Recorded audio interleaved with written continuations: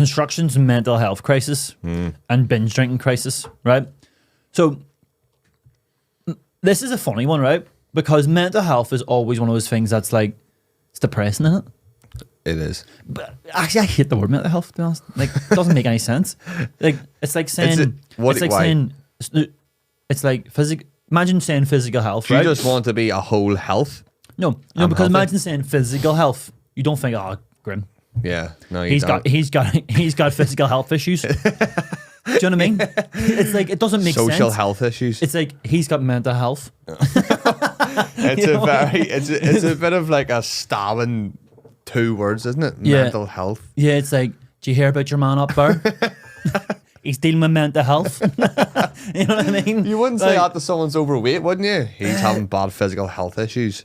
You just say he's fat. But it also doesn't make any sense. It doesn't make any sense. Like, what do you mean? Doesn't make sense? Because mental health, it could be good or bad. Well, yeah, I suppose it could. Like. Exactly. So why does it But necessarily mean bad? it's a bit like the word consequence. You always think bad with that, but you also have good consequences. You know. Jeez, that was poignant from you. Deep. I didn't think you had that in you. We'll say it again. Consequence. You know what I mean? Spell. But whenever you hear the word consequence, I'm sure everyone immediately thinks negative, bad. So your mental health as a consequence, you'd be like, I'm out of here. I'm out, yeah. Anxiety attack away. Yeah. But you do, and mental health is the same. When you hear mental health, you just think bad. Why you reckon that is? Like, wait, who has made it negative? Probably a lot of. I reckon probably a lot of stuff you see. So maybe social stuff of obviously trying to eradicate it, and then just always having those 2 words brandished. So was like mental health, and then companies will do mental health days and mental health training courses, and it's just very like I don't know. It's synonymous with not good. Really, I very rarely will get involved in any of that shit, right? So I think it's Are You Okay Day or something like that this week, or it's coming up or something like that. So that's like something in construction, right? Where it's like everyone throws it up online. Are you okay? Like, does that help people? Like, no, I know. Like, of course it doesn't. Like, it's nearly a slap in the face. Yeah, I find it's like. Have you ever had depressive episodes in your life? I go, yeah. I mean, when you're a teenager, right? You're depressed every second day. Do you know what I mean? Your girlfriend hates you. You know what I mean? You think of this is it for me. Yeah. I'm done. It's all over. It's all over. The world's against me. I can't go to a cinema. So you go right. I mean, you haven't emotionally matured and all at that age, right? But you look back and go, right, that was a bit of a bad time, right? But you go, imagine. You see someone online going, are you okay? Like, I know. Like, it's so, I find that it's such a slap in the face. I think so too. It's a bit like, is it really addressing anything by saying, are you okay? I don't think so. First of all, shite question. It's brutal. Like, closed question. Yeah. Are you okay? You all right? Yeah, great. No one ever goes, no, I'm not. It's just like saying something, what's the crack? And just go, nothing. Fuck all. Even though you have loads of crack for them. And then you proceed to tell them all the crack you have after 100%. Saying, I've got nothing for you. 100%. You know what I mean? It's just like, had a mad... See, in Ireland, right, you could have literally... Yeah. President Biden could get shot dead, right? In front and of you. You could get married, and also, whatever, your dad's had a heart attack, and you go, what's crack? And you go, fuck off. But here, do you hear it? Do you hear about Joe? That's exactly what happens. So when someone goes, are you okay? You just go, yeah, then on. Yeah, and you're never, it is closed. It would be concerning. It doesn't make someone open up and go, yeah, I'm going to tell this guy exactly how I'm feeling. Are you okay? So yeah, we've got the same personal trainer, right? Joe, God love him. He's probably listening to this, right? Yeah, legend. Right, Joe's a legend, right? But see, every time you ask Joe, how you getting on, he goes, sensational. But he can't be sensational every day, right? I don't know. But he's different. He is different. Sometimes I think he's always sensational. I don't know. But Joe, you're listening to this. Give us your routine, mate, right? Tell us what you're doing, because we all need to sprinkle that. I think it's sleep. He's in bed for 8 o'clock. He hasn't seen the 10 o'clock news yet. No, not once. Hadn't seen it, like Bernard Hopkins. Yeah. That's how he... During the summer, Joe doesn't see the dark. What? He doesn't see the dark. He lives in daylight. He's all daylight. Goes to bed when it's light, wakes up light. He's like he's a vitamin D monster. So, right, mental health, because this is an important topic, right? It is. So, but it does annoy me. It does. Yeah. I don't think that there's your man. I can't remember his name. He's called Jimmy Quick or something like that. He does like mental fitness, and I'm like, that to me is more like relevant than mental health. Like, I think mental health as a term is complete nonsense. Doesn't make any sense. It's like saying physical health, but you don't necessarily resonate physical health as a negative. So why should mental health be a negative? Do you know what I mean? It's like your physical health, you have to work on it. Do you think it should be called like mental resilience or something like that? Would that make more sense to what you're saying? Something like that. Do you know what I mean? If like, as a man, right, men kill themselves like 4 times more than women, right? So I'm from North Belfast, right? In North Belfast, we've got the highest suicide rate in Europe. Jesus. Right? But in New Zealand, New Zealand has the highest suicide rate amongst young men anywhere in the world. No way. Anywhere in the world, right? And you're like, how... Actually, I think it's anywhere in the Western world or something like that, right? Yeah. But why is that? It's difficult here. Like, it is hard to know what the reason is. Yeah. In New Zealand, I see like the machoism as being an issue, right? You've got what with being that front that people have. No, you got like men. I don't want to stereotype here, so but you do yeah, you do see a lot of men like in New Zealand being like what they think a cartoon man is. Yeah, what they think a typical man should be from days gone by. Yeah, it's like they're all like Popeye. Do you know what I mean? Like they're like, you know, I think it's maybe stemming from a cultural thing. You know, you got the haka. It's all aggressive. Yeah, it's all like you know warrior sort of the warrior tribal stuff, right? Yeah. Which you go, I mean, it's incredible, but it's like going, that's the only way a man can be, right? Yeah, and it's like. There's no like you can soften up and still be a man. Yeah, do you know what I mean? In fact, more so. Exactly. So I don't know. Obviously, it's a big question. But if we're looking back at the construction industry as well, I mean, I would assume right in this moment right now, there's probably more of a mental health crisis than ever in any time because. Yeah. Construction companies are folding like left, right, and center. I can't keep up. I know.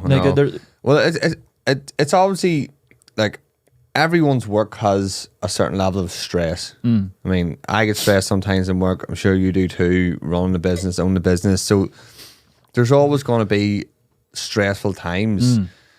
But is it more stressful in the construction industry compared to others? Obviously, there's lawyers have a stressful time, long hours, whatever. But construction, particularly because it's so tight at the minute. It's the companies are really at the limit of what they can survive on and make small profits on. Contractors in particular, yeah, and that will perhaps as a trickle down effect from director to someone, then that sort of trickles down to perhaps project managers. It goes to CAs, and the next thing everyone's feeling the pinch, and that's where that sort of stress comes from, that bottling up sort of. I know what you mean. I think probably it has to come. I mean, I remember when I started architecture, and I don't know why this always follows me, but when I started architecture, we're like, can't believe you're doing architecture, and I was like, why? Like, highest suicide rate of any degree course in the world. Like, why is that? But you know why? Because it's so hard to become an architect. And it's long, 6-7 years. To become a fully qualified architect, I think it's like literally 9 years until you're signing off buildings. It's right? Crazy. So that's like, how long is it to become a surgeon or a doctor? 7 years or 5 to 7 years or something? Something like that, right? So you go on, and you're getting paid shite. As an architect, you are, unless you're starting your own architectural practice, you're making none. Yeah. Like, it's a grim lifestyle. Like, I remembered in first year doing all-nighters, right? Your first year of your degree course was worth 10% of your whole course, right? So you could literally not show up and still smash it, still get 90% if you needed to, right? But there was so much pressure on from the course lecturers and all that, blah, blah, blah, all this crap. Yeah. But we were doing all-nighters, and all-nighters is like, that's just what you do. You spend 3-4 days getting ready for crit day, and then that's just what you do. Look, we're an office of architects, and we're working sometimes 3 hours of a different time zone. So our day could start realistically at like 10 o'clock and then finish at like 7 or 8 o'clock. Yeah. We'll leave the office at say 7:30, 8 o'clock, and they're still in the office. I know. Their lights are on. Regularly. I mean, Friday night, they're in there at 9:30. You know, maybe you're finishing the day or whatever, and I don't know, you're at the gym or come back, or you have a few beers or bite to eat, they're still there.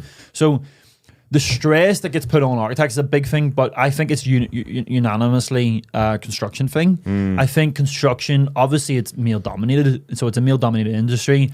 As a consequence, there are more males that kill themselves than females. Yeah, of course. So ultimately that plays a big factor, that there's just more males in it. You know what I mean? If it was in how many, like if you're juxtaposing that to like the beauty industry or something like that, there's gonna be more females in it. So again, you know, so I think as a consequence, there's more stress.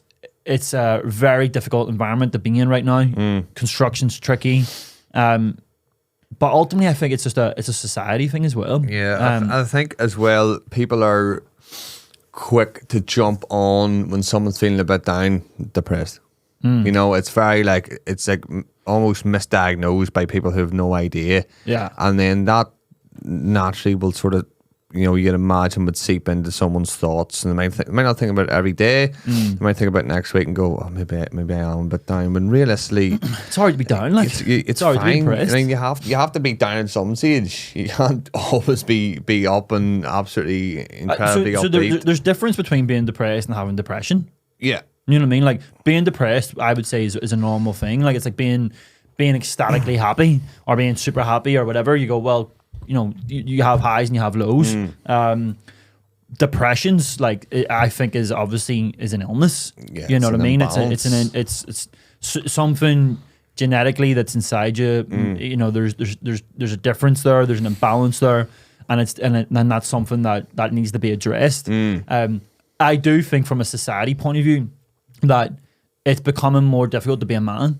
You're like, what is a man? Do you know what I mean? Like, are you actually allowed to be a man these days? Like, from what you believe a man to be? Do you know what I mean? Like, I'm not a fan of Andrew Tate or anyone like that. Do you know what I mean? But one of the things that he was pushing was like, it's okay to be masculine. Yeah. You know what I mean? Like, so as it's okay to be feminine, it's okay to be masculine, but even that term masculine and masculinity is like, that's a negative. Yeah. Like what is it, like everyone's talking about, like it's like toxic masculinity. Yeah. So like, again, you're attaching a real negative to something that's completely normal. Like being masculine is normal. Like, what do you want me to be? You know, I am a man. I know. Well, the definition of a man has obviously changed, I think, as well. Yeah. And people are still have this expectation, you know, and don't jump on it, you know,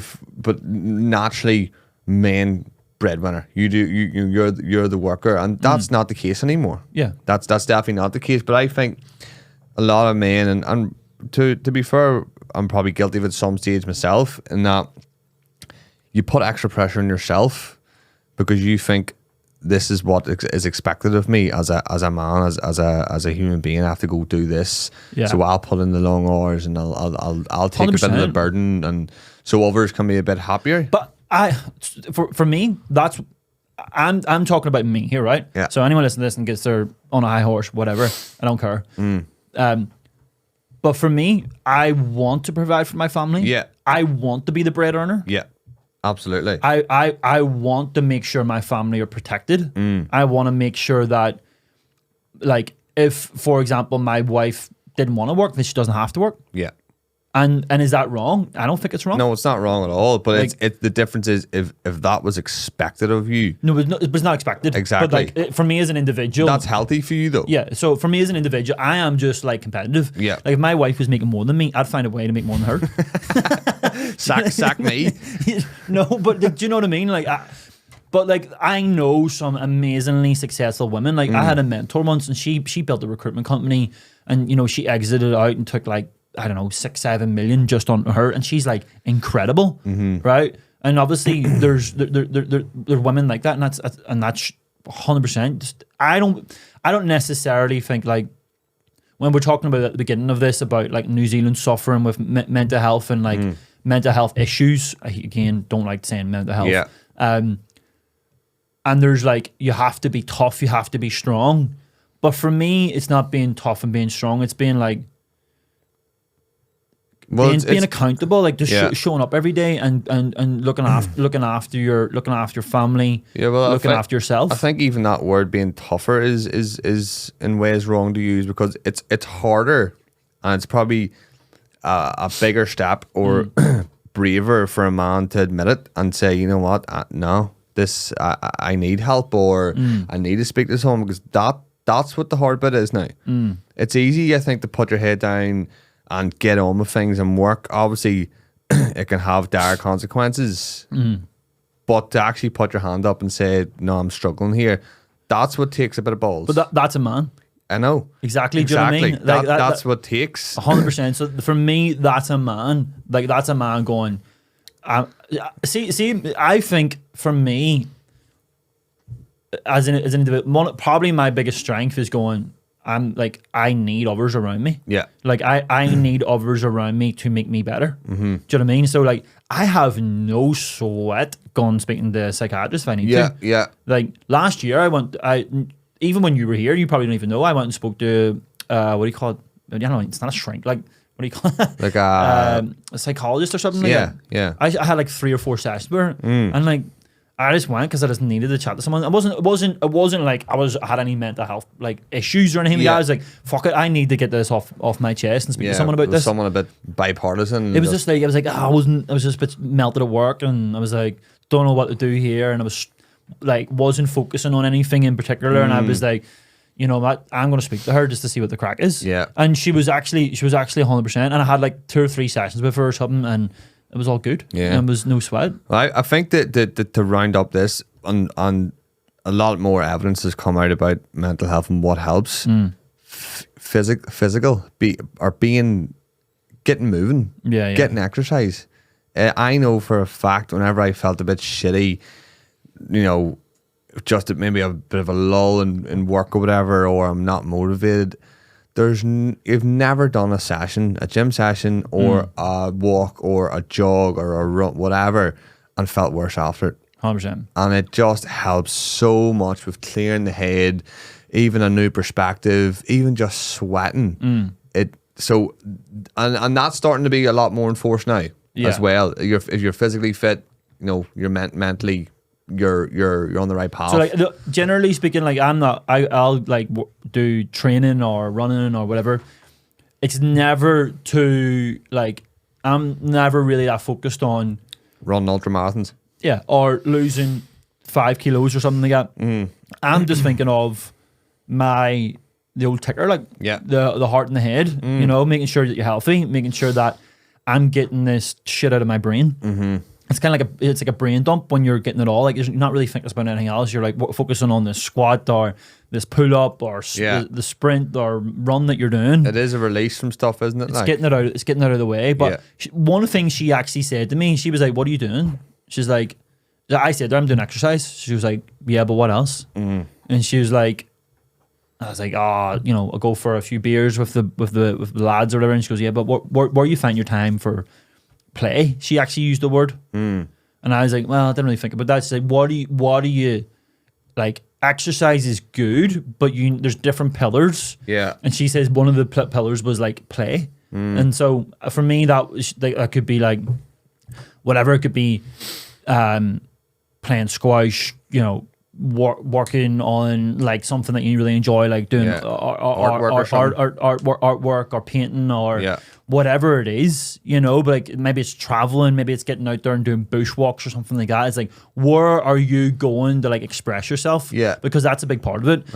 Last year, actually, when I went to a rave festival in LA, I came back and going, fuck, I need to do that once or twice a year. Yeah, absolutely. Because I love dance music, right? And I was like, that is where I need to be. Yeah.